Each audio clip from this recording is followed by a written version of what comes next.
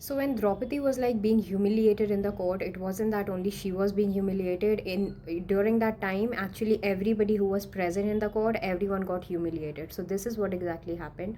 The Pandavas, they were basically trying to find a dharmic way using the universal divine laws to find the empathy point or humanly point in Kauravas, so that they can negotiate, and they can be like, we are all brothers and we do not really have to find a fight about the land. So they were in this trance and the stress of that, they wanted to find a humanly point in these Kauravas on the other hand were narcissists. Okay, they did not have any humanly point, and most of them, the 100 brothers, they were actually made in pots in matkas. Okay, so they were not organically made in the womb, so they did not have, they did not know how to react, and they did not have humanly point anyways.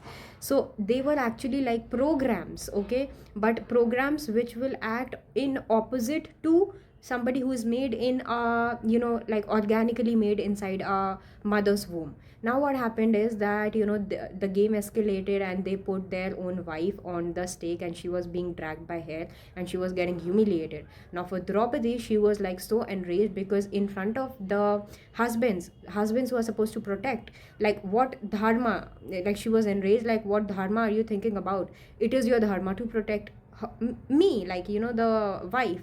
But they were not performing that. Now what happened, that she got so enraged, and she was like, she it was a subconscious message that, you look for yourself. So the power was in her own hand. So then she channeled divine as a source, a channeler. She literally imagined this white light flowing through her. When you channel, you're literally channeling God divine intelligence through you. And the court itself wasn't a safe space to channel. Okay, because these people, they really wanted to humiliate, and it wasn't a safe space. So she channeled divine out of, rage and fear as well. She was in survival mode. Okay, so imagine this white light through her. And it's like AC. Okay, it's very cooling light. So everybody in the court has their own dark side, the side that they don't like, and they would like, be very afraid if that comes in front of everybody, like, in socially. So all of that got, very uncontrollably, the dark part of everyone, it literally got onto that light that she was channeling. So everything, their nightmare came into light, as she was channeling light. Okay, so when you're channeling divine, you're also like being the divine channeler, as in, the god self. Yet the human self, as in the Draupadi, the human herself wasn't aware. Okay, when you channel something like this. So if there was anyone who was vulnerable, it was Draupadi.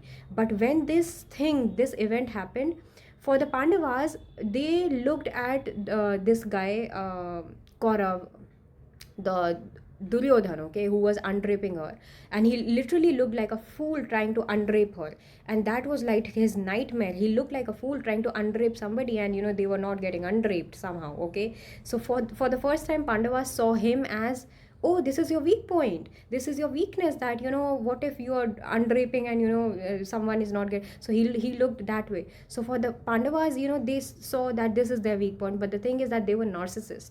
It wasn't like, and even Pandavas in the head were like, what does that speak about me if the wife is acting that way? So, as a husband, what does that speak about me? Not understanding that they themselves did not stand for Draupadi, okay, at first, right? So yeah, this is the whole thing that happened, and everyone got humiliated. But if there